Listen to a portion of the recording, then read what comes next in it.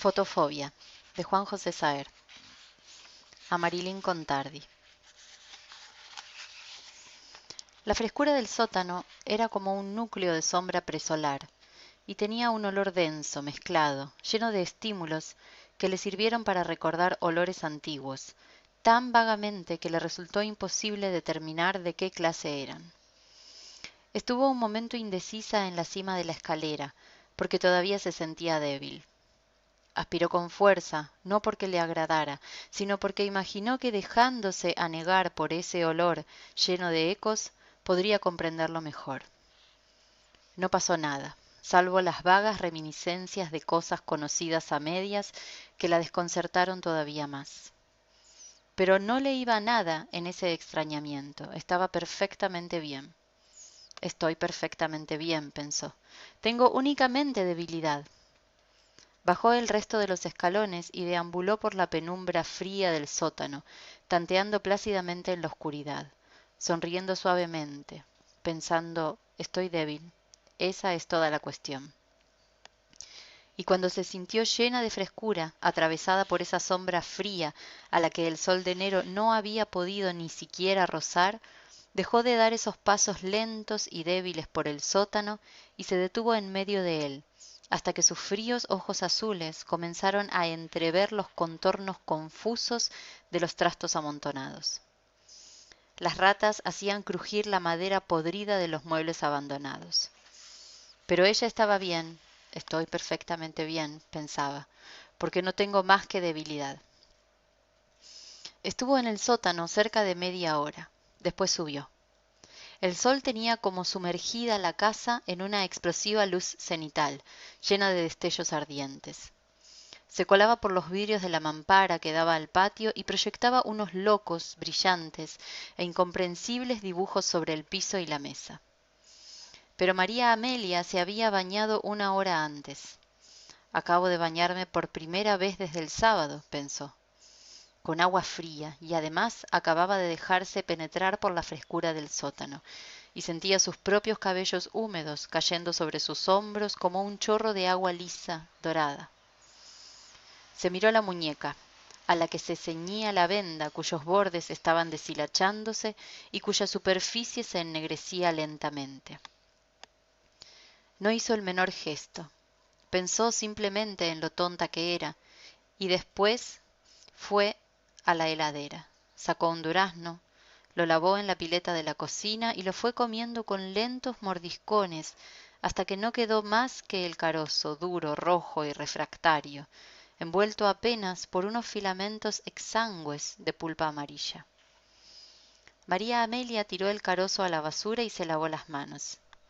Se sentía cada vez menos débil, como si la sangre recuperada, la sangre vuelta a mezclar, purificar, distribuir y filtrar, recóndita y por lo tanto a salvo del sol de enero, hubiese ido vigorizándose con los primeros movimientos del cuerpo que la había producido.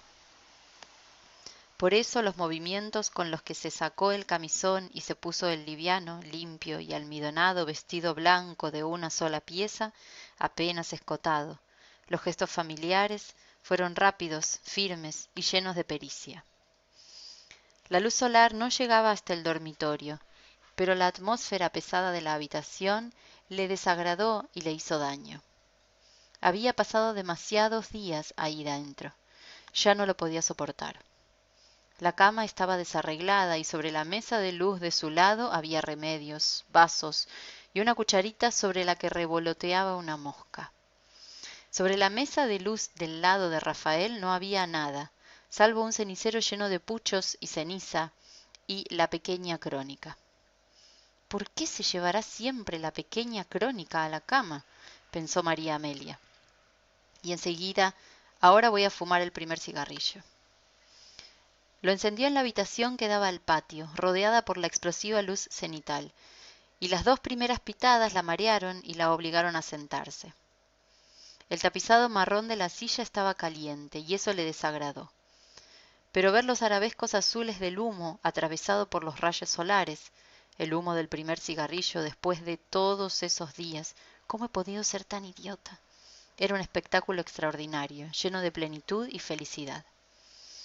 Lo contempló largo tiempo sin percibir el calor creciente en que la luz de enero sumergía la habitación.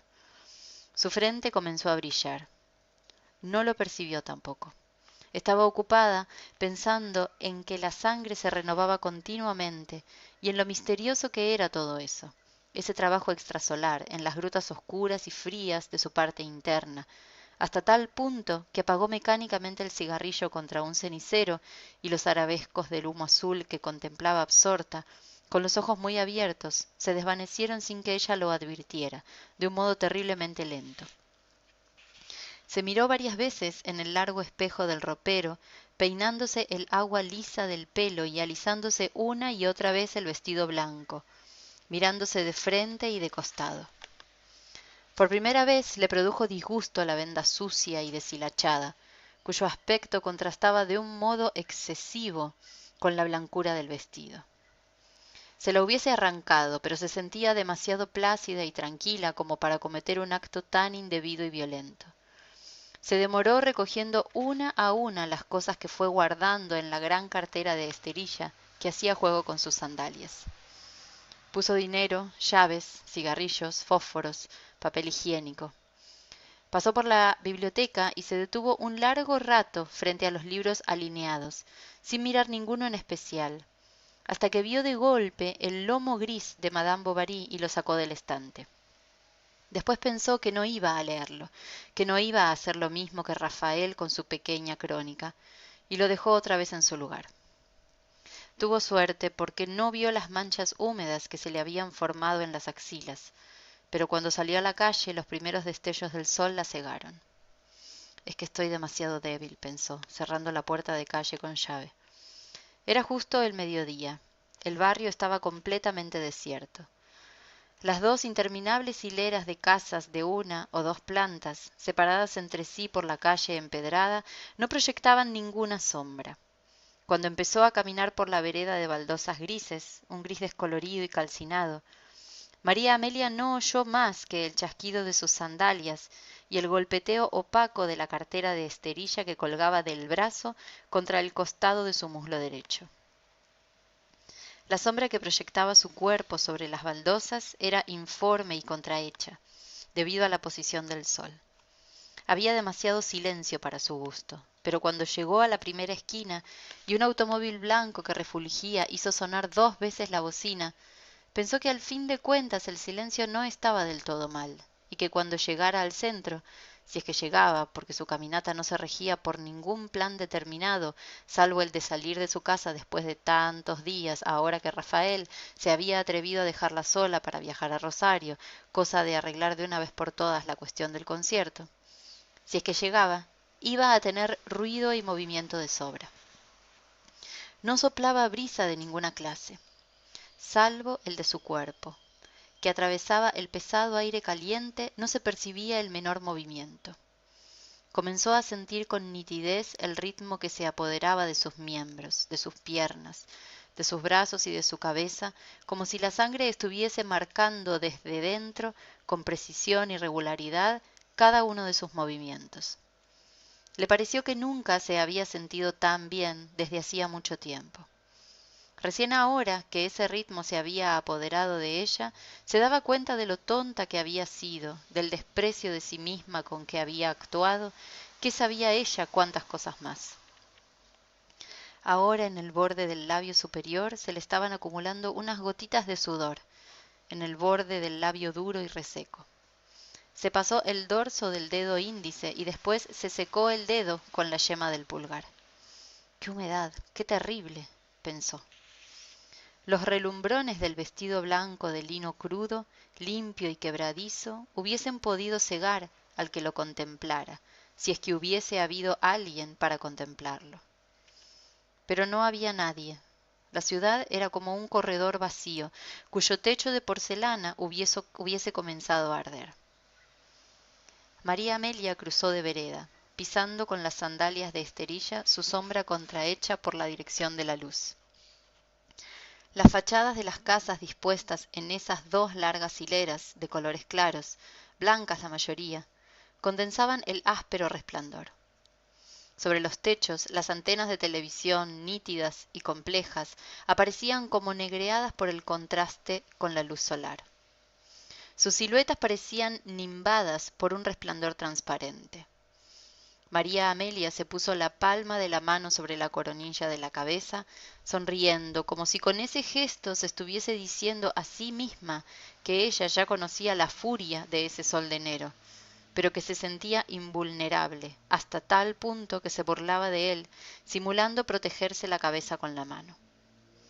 En la vereda opuesta apuró el paso sin dejar de sonreír, viendo lo ridícula que parecía su propia sombra, contrahecha por la posición del sol y encima grotescamente modificada por la mano que llevaba sobre la cabeza. Su piel, que se había blanqueado durante los días que había permanecido en la cama, empezó a llenarse de puntos rojos en las mejillas hundidas y alrededor de los fríos ojos azules. Los ojos parecían empañados, como cuando uno echa su aliento cálido sobre un vidrio transparente. Pero María Amelia tenía la mente ocupada en evocar la gruta fría del sótano, esa sombra húmeda que la había penetrado cuando recién acababa de salir del baño, y se había dado el gusto de dejar correr agua fría durante largo tiempo sobre su cuerpo desnudo. Podía volverse cuando quisiera. Está 3 cuadras atrás, en mi casa, pensó, y sumergirse en él durante el tiempo que quisiera. Lejos de todo el mundo, pensó. Y cuando Rafael volviera de Rosario, podía buscarla por toda la casa, llamándola su abejita, que no iba a poder encontrarla. Alzó la cabeza súbitamente y vio el sol áspero, lleno de duros destellos, como una mecha dura llena de fulgor, hendiendo la porcelana turbia del cielo. La textura del sol le resultó insoportable. Parecía haber más de uno. Parecían 2 o 3 discos incandescentes y amarillos que fluctuaban concéntricos sin acabar de superponerse unos sobre los otros y unificarse de una vez por todas. Bajó la cabeza. Durante unos metros caminó con los ojos cerrados y sonrió, comprobando que el ritmo que se había apoderado de su cuerpo persistía, dándole cohesión y unidad, permitiéndole pensar acerca de sus piernas, la izquierda, la derecha, la izquierda ahora, la derecha ahora, sintiendo al mismo tiempo el rumor de las suelas de sus sandalias sobre las baldosas grises de la vereda y el golpeteo opaco, sordo, de la cartera de esterilla contra el costado de su muslo derecho. De golpe recordó el aljibe de la quinta en Colastiné. En el fondo, la penumbra era verde y subía frescura desde la oscuridad, y si uno dejaba caer una piedra tenía tiempo de cerrar los ojos, sonreír, dar vuelta a la cabeza muy lentamente, antes de oír por fin el sonido lleno de ecos de la piedra chocando contra el agua. Por fin dobló por una transversal arbolada. Su propia sombra se desvanecía sobre la sombra de los árboles. Era un placer verla borrarse y reaparecer, carcomida en el suelo, proyectada por efecto de los rayos solares que se colaban a través de la fronda de los árboles. El sol fulguraba entre las hojas verdes. Por un momento lo miró sin dejar de caminar, con la cabeza alzada, llena del ritmo que se había apoderado de ella, de tal manera que toda la fronda verde de los árboles, detrás de la cual el sol y el cielo turbio se percibían como una miríada fija y como pétrea, parecida a la de un mosaico hecho pedazos y vuelto a pegar imperfectamente, daban la impresión de estar desplazándose lentamente hacia atrás, inermes y unificados. De un modo mecánico, María Amelia llevó la mano a la gran cartera de esterilla y la abrió, palpando su interior en busca de los lentes negros. No los encontró. Una leve y rápida rigidez en su cara fue todo lo que pasó por ella al comprobar que no los había puesto en la cartera. Recién entonces advirtió que había estado confiando secretamente en ellos, que hasta el último sábado había estado usándolos desde que empezara el verano, y que ahora había hecho casi 6 cuadras y no iba a volver a buscarlos. No tengo más que debilidad, pensó, con un fulgor riente en los ojos. Todo ha sido y sigue siendo pura debilidad. Recordó haber leído algo alguna vez, no sabía bien qué, donde un monje se probaba a sí mismo todo lo que podía resistir poniendo la mano sobre una llama. Poner la mano sobre una llama significa al mismo tiempo no solo probarse a sí mismo hasta dónde se podía resistir, sino también manifestar el deseo secreto de quemarse. En la primera esquina eludió la calle arbolada y siguió caminando otra vez por el pleno sol. El cabello rubio comenzó a humedecérsele en las sienes. Tenía la cara cada vez más roja, con unos círculos encarnados alrededor de los ojos, y el ritmo que la había asaltado un momento antes acababa de desaparecer. Ahora percibía únicamente el silencio y la luz solar, y resaltando contra el silencio, el chasquido de las sandalias sobre las baldosas grises, repercutiendo alternadamente respecto del golpeteo sordo de la cartera contra el costado de su muslo derecho. Su mente se vació de golpe, pero antes de que la incandescencia blanca y sin inflexiones la ocupara, oyó por última vez el golpe lleno de ecos contra la oscuridad verde del fondo frío del aljibe, y después el silencio que siguió, cargado de resonancias comprendidas a medias, como las del olor denso del sótano. Por fin se detuvo, arrimándose a una pared blanca, el montón informe y obediente de su sombra precediéndola. Era un muro recto, de unos 10 metros de largo y casi 3 de altura, encalado, la textura de cuya superficie María Amelia percibió áspera, rugosa y caliente al depositar la palma de la mano izquierda contra él. Después se volvió y se apoyó de espaldas contra el muro, alzando la cabeza con los ojos entrecerrados. Abrió los ojos y volviendo la cabeza observó que el muro terminaba en un alto portón gris con 2 ventanales oblongos de vidrio esmerilado en la parte superior. Encima de su cabeza, contra el muro blanco, unas grandes letras de hierro negro, dispuestas horizontalmente y muy separadas entre sí, formaban la palabra fundición. De espaldas contra la pared, María Amelia pensó que debía mirar al sol. Ahora levanto la cabeza, despacio, ahora. Y al abrir los ojos con la cabeza alzada pudo ver otra vez, por un segundo, los pétreos discos dorados e incandescentes despidiendo llamas que carcomían los bordes de un cielo turbio. Sudaba y sentía el cuerpo caliente y el vestido blanco pegado a la espalda hecha sopa. El fulgor del cielo la obligó a cerrar otra vez los ojos y estaba pensando en volver a abrirlos para resistir ahora todo lo que fuese posible, cuando oyó resonar el portón metálico y volvió súbitamente la cabeza justo para ver al hombre que la contemplaba perplejo desde la vereda. También el hombre proyectaba una sombra informe sobre las baldosas que, a diferencia de las del resto de la cuadra, no eran grises sino blancas y más grandes y lisas, llenas de unas pequeñas vetas negras. El hombre no tenía puesto más que el pantalón y mostraba un pecho lleno de vellos entrecanos que iban raleando a medida que se aproximaban al gran abdomen. La miraba con curiosa perplejidad. María Amelia se apoyó contra la pared y alzó la pierna izquierda, simulando que se arreglaba la sandalia de esterilla, y después se alejó en dirección contraria a la del hombre. Sentía los ojos húmedos y la mirada del hombre clavada en ella. Al llegar a la esquina se volvió por un momento y vio que el hombre le hacía unas señas incomprensibles. Dobló la esquina y entró en otra transversal arbolada. La sombra de los árboles no producía ninguna frescura. La proximidad gradual del centro hacía que el silencio y la soledad fuesen menores, pero la sensación de estar atravesando una larga, compleja y sólida construcción desierta no abandonó a María Amelia. Las pocas personas con las que se cruzaba en la calle parecían estar recorriéndola por última vez, como si se tratara del último día del tiempo. Ahora vio que su sombra había crecido por la extensión de los fragmentos que se esfumaban y reaparecían en las baldosas grises, sobre la sombra más amplia y más complicada de los árboles. El sol, por lo tanto, había comenzado a declinar. Anduvo alrededor de media hora más hasta que llegó al centro. De tanto que sonó durante todo el tiempo, María Amelia dejó de escuchar el ruido de las sandalias y de la cartera.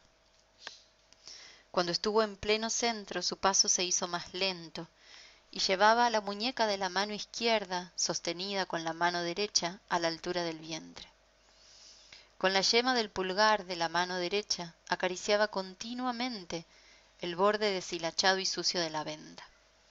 Había pasado el momento en que el sol estaba alto y ella había atravesado ese momento en el que la incandescencia blanca había inundado su mente, instalándose ahí. Pero ahora el sol declinaba y seguiría declinando hasta que lo enfriara el crepúsculo y llegara la noche. No olvidarme los anteojos negros, no olvidarme los anteojos negros, pensó. Entró en el bar Montecarlo, que estaba vacío o en penumbra, los ventanales protegidos por quietas cortinas azules. Abrió enormemente los ojos para ver mejor en la penumbra, pero golpeó una silla con el costado de su cuerpo y la hizo trastabillar. Se sentó inmediatamente, dejando la cartera sobre la mesa. Estuvo un momento pensativa, jugueteando con los bordes sucios de la venda, hasta que de un modo súbito advirtió el manchón blanco de la casaca del mozo que se hallaba de pie a su lado y la contemplaba. María Amelia alzó hacia él la cara despavorida. No, dijo, si no es más que debilidad.